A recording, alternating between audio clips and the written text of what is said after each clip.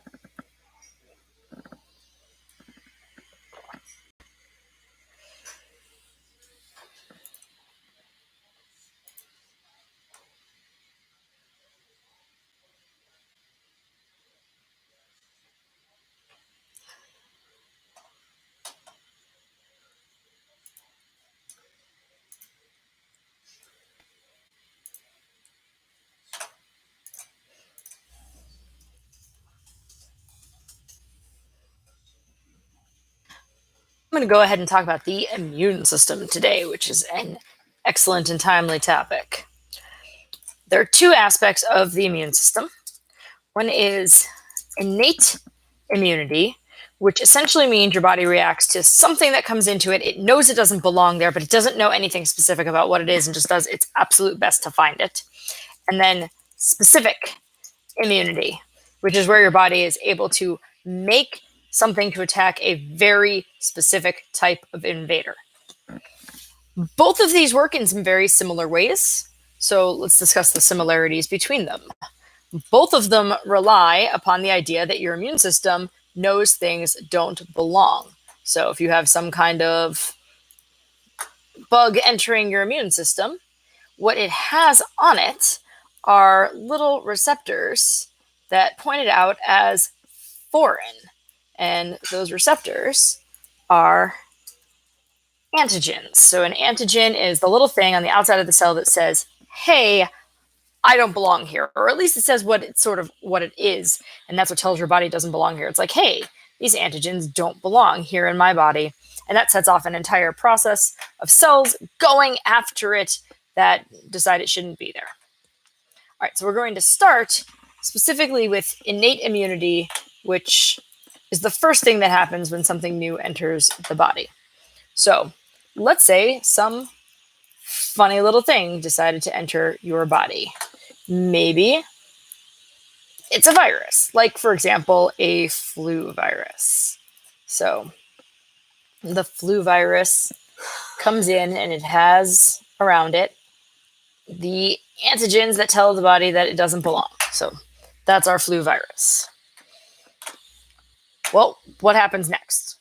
First, your body detects it as a generalized invader, and it's going to try to stop it.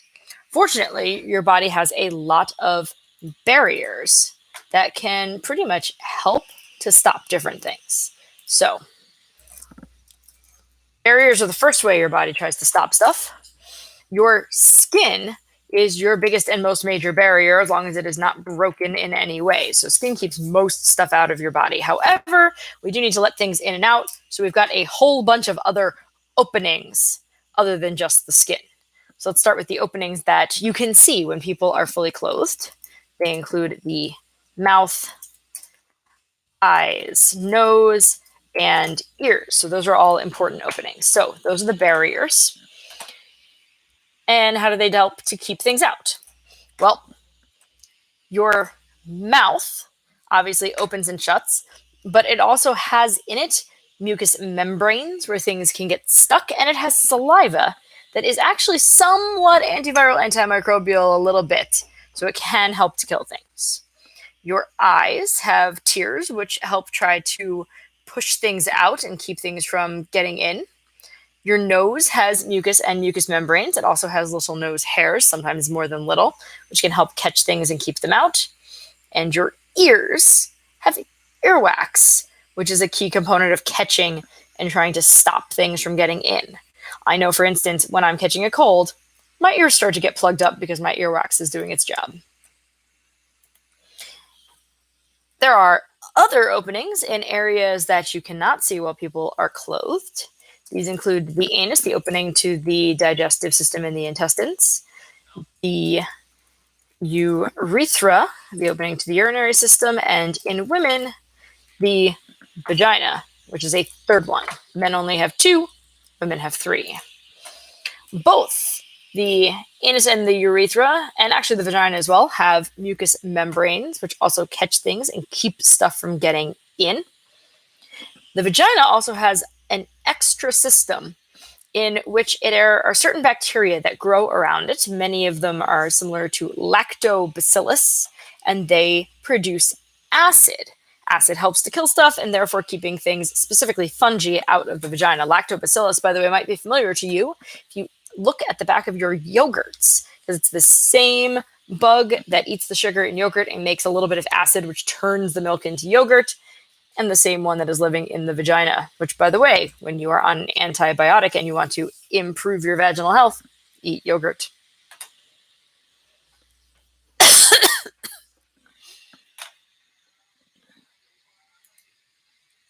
So those are all of our barriers. So now let's talk about how the flu would get to and through them. So the flu is mostly carried around in little droplets, which land on these things. So it would land in any of these spots. That's why it doesn't get through the skin particularly easily. If it lands in those areas with little droplets, then it could possibly find its way through and begin to infect. It's not likely to be hanging around the air for too long. You can pick it up from surfaces as well, which is why, especially right now, we're telling people to wash their hands a lot, because you pick things up from surfaces. And then if you put your hands in any of these openings, that's where all those little viruses will go. All right, so let's say that the virus makes it into the body, past the barriers, past the mucous membranes. Now what's going to happen? Well, it's going to find its way into your bloodstream, and you have a whole bunch of immune cells whose job it is to go after these things. When we discussed the cardiovascular system, we discussed that your different white blood cells have different jobs, so you'll see different ones in each case. There are some things that very much like to go after viruses. Natural killer cells are one of the cells that tends to go after viruses. You also have some chemical defenses that kill viruses. So some of your cells produce interferon, and they produce complement, both of which are chemicals that get in the way of or mess with viral structure. So they can all go after viruses. Your body may also try to use heat as an induction to kill viruses, which could cause a fever. All of these are innate defenses that happen almost no matter which kind of bug gets into your body, or in this case, no matter which kind of virus gets into your body. So those are all things that can happen to help you kill viruses. And if you don't have too many, it'll go ahead and kill them right away. And you probably never even noticed. If you have a whole bunch of viruses, then these cells are going to try to do their best, but the viruses may replicate faster than they can get there.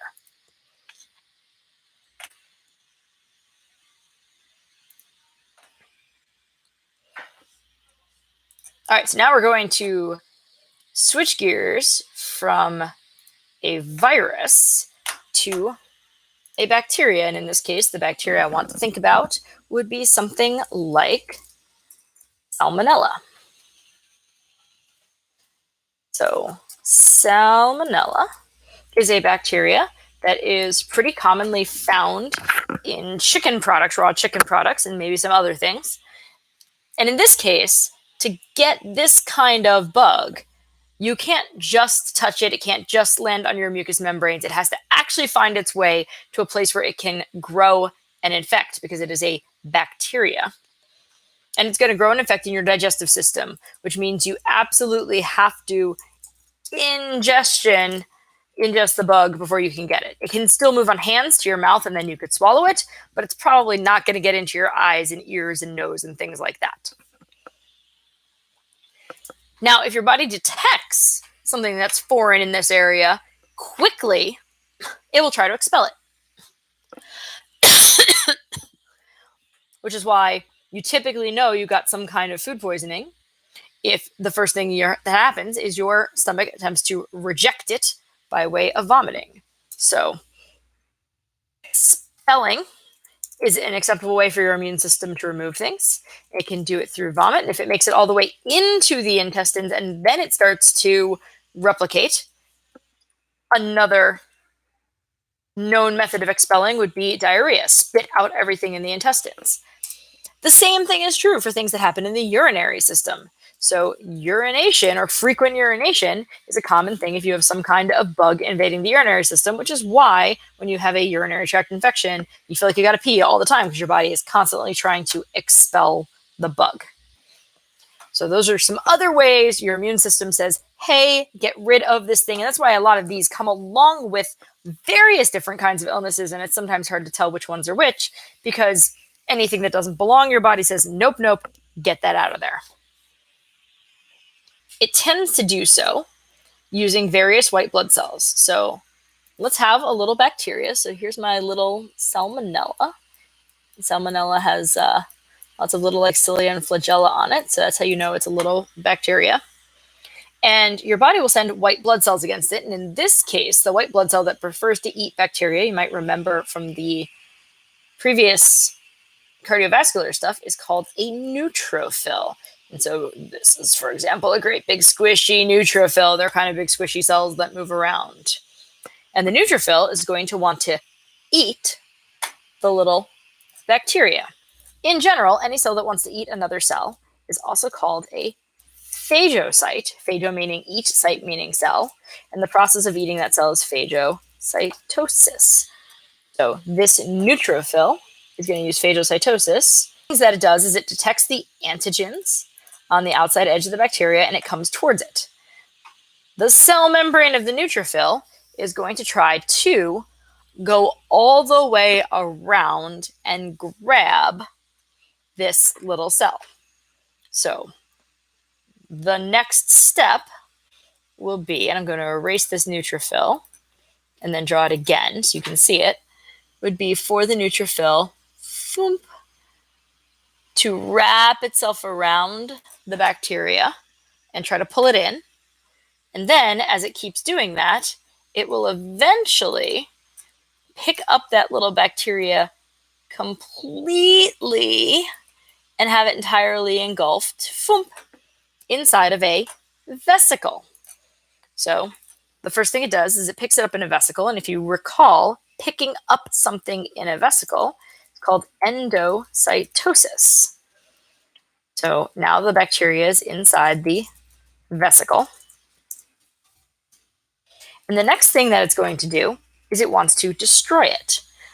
Do we have something that lives inside of cells in vesicles that is for destroying other things? Of course we do.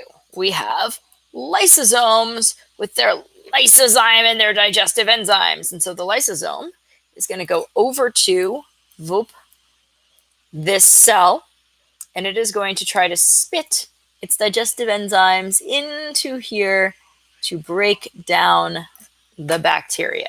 So the lysosome merges with the vesicle and it breaks it down. So that's the next thing. Lysosome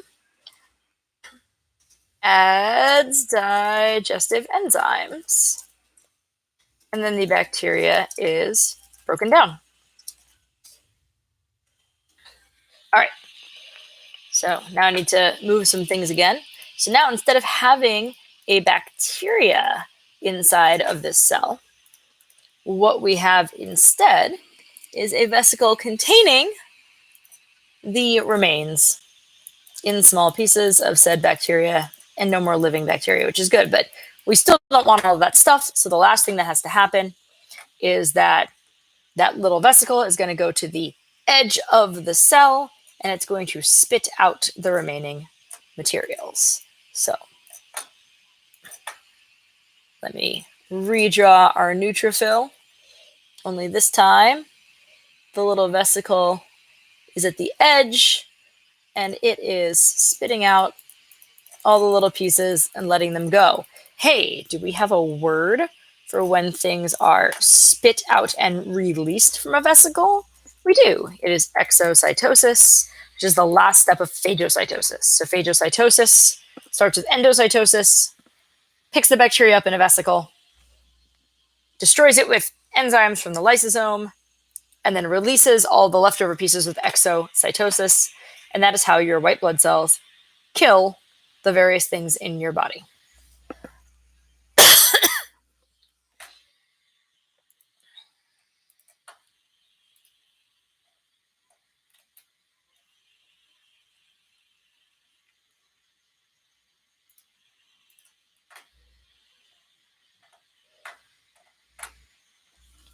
All right, so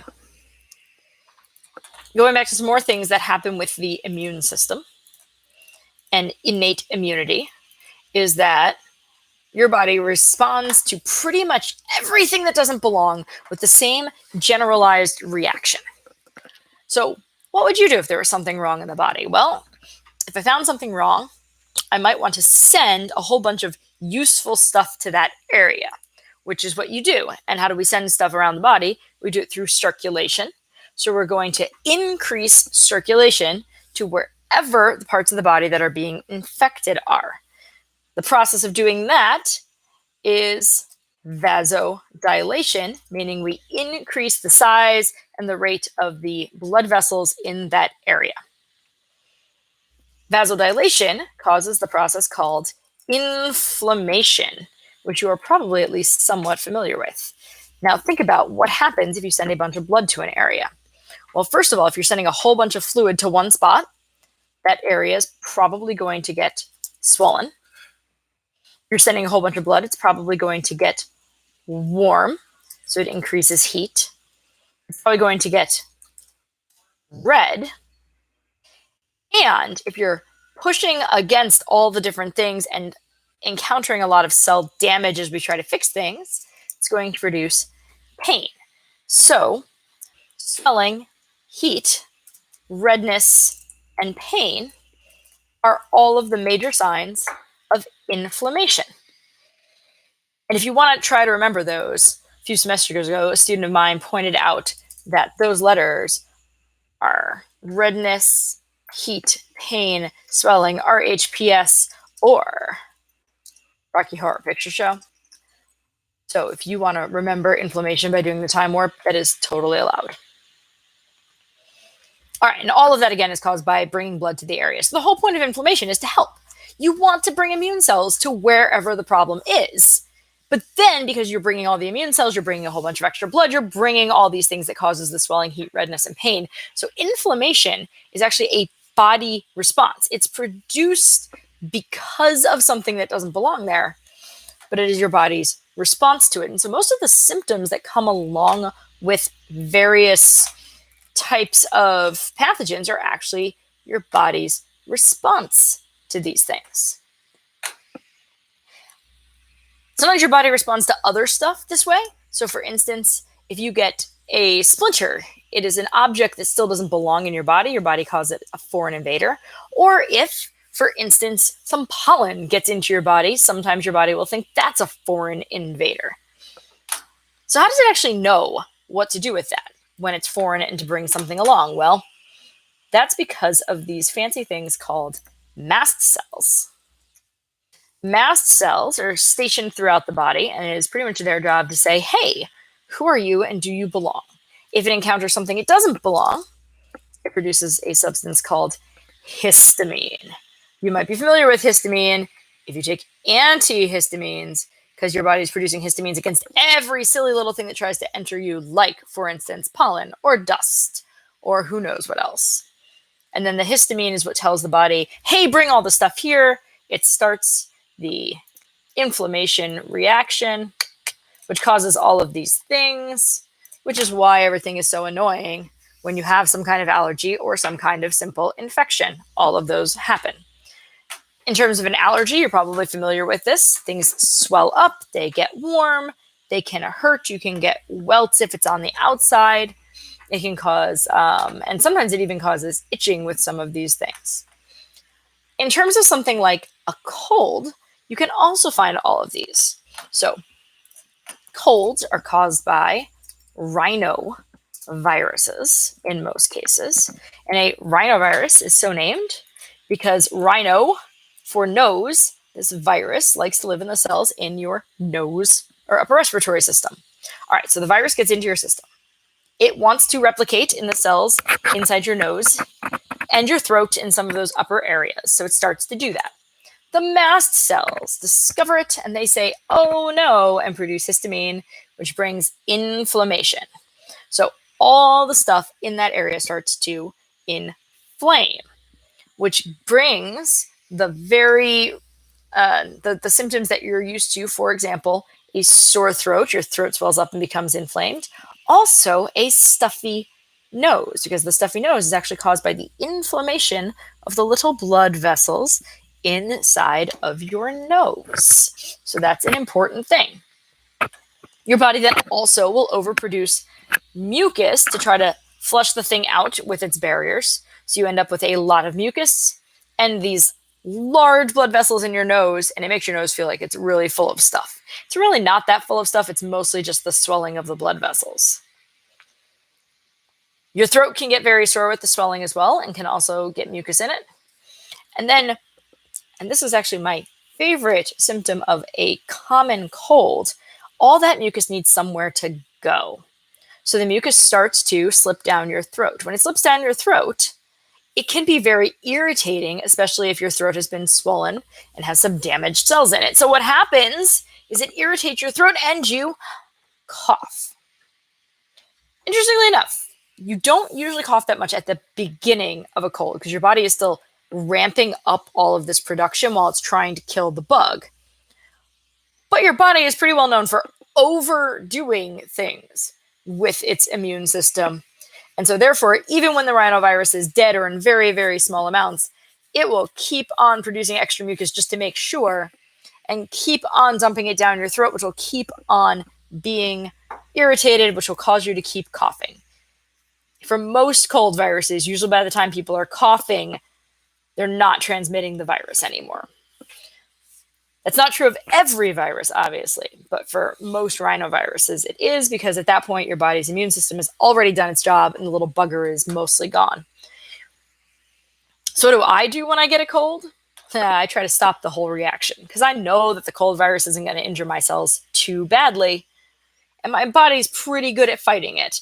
So rather than let my body go crazy fighting it, I will take some antihistamines and anti-inflammatories and try to keep all of those symptoms a little bit lower, but also try to kill off the virus. So one of the things that I do is I take things that are known to help kill rhinoviruses. For instance, zinc has actual good scientific evidence against that. So does garlic and onion and ginger. So I will eat all of those things to try to kill the virus while trying to keep some of this inflammation down. And if you have a really stuffed nose and it's really bothering you, you really want to bring down the inflammation or inflammatory response. That's also why when you have a stuffed nose due to allergies, a lot of times people have little nose sprays that contain steroids. Steroids are anti-inflammatories. What they're trying to do is tell your immune system, hey, maybe don't inflame so much. It's just some pollen.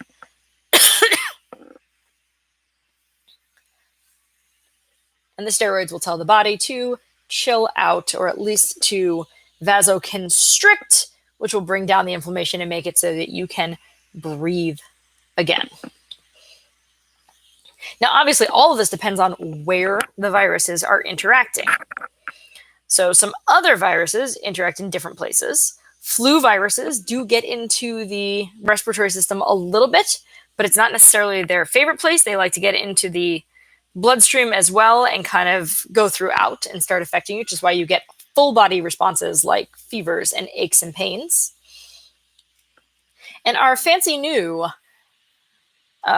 novel coronavirus causing COVID, SARS-CoV-2, it does infect the body, but in this case, it's mostly aiming for cells that are in the lungs. So the cells in your lungs contain the receptors for them.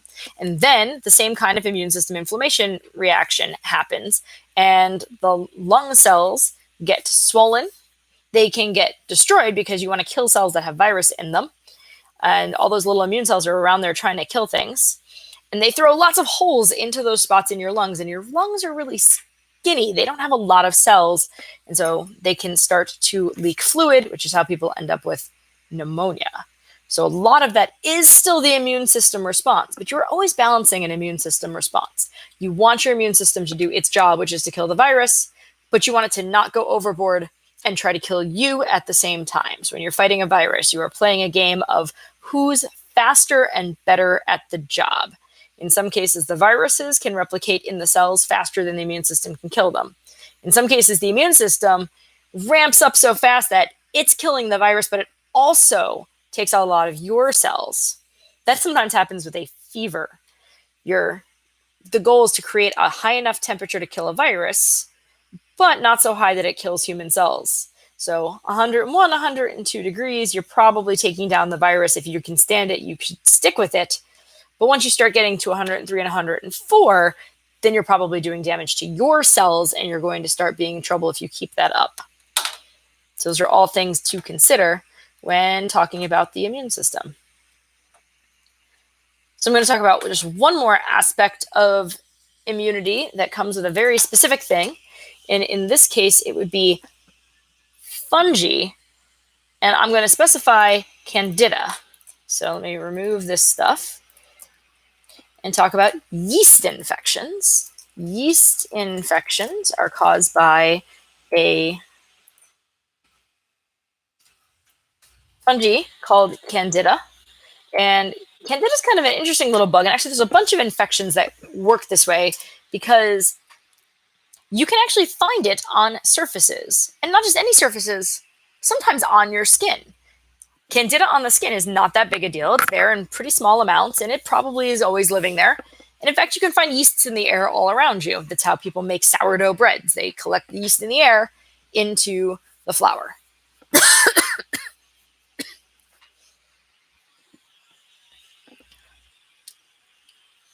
So what's happening here? This is a bug that should be fine, but now it's causing an infection. Well, there's a lot of bugs that live on the outside of you or in small amounts that should not be in large amounts or on the inside of you. So if the Candida finds its way into the mucous membrane of the vagina or the throat, then it says, hey, this is nicer, warmer, and has a lot more liquid than I'm used to. I should replicate here, and it causes an infection. That's one of the main reasons that the vagina has bacteria that produce acid, because it keeps the fungi out. Acid keeps out fungi. Fungi definitely don't like acid. It's also why having good bacteria living on and inside of you is important, because those good bacteria are actually part of your immune system. They help keep out some of these other guys. So you're most likely to get a yeast infection when either your immunity is low or if you take an antibiotic that has killed off a whole bunch of your bacteria. Same thing can happen inside the intestines. You have good bacteria living in the intestines that are supposed to be there, and if they get killed off, then bad guys, for example, C. diff, can come jumping in and saying, oh, I have space to live now, and take over. So you want to feed your good bacteria and not let the bad guys jump in. All right, that is all I have to say about innate immunity for now. Talk about specific immunity another time.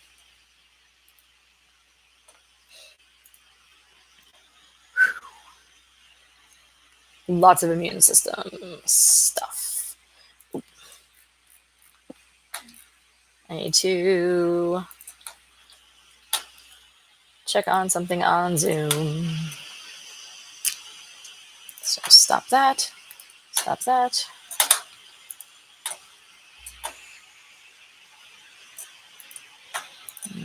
go here and start this. Let's see if he's on.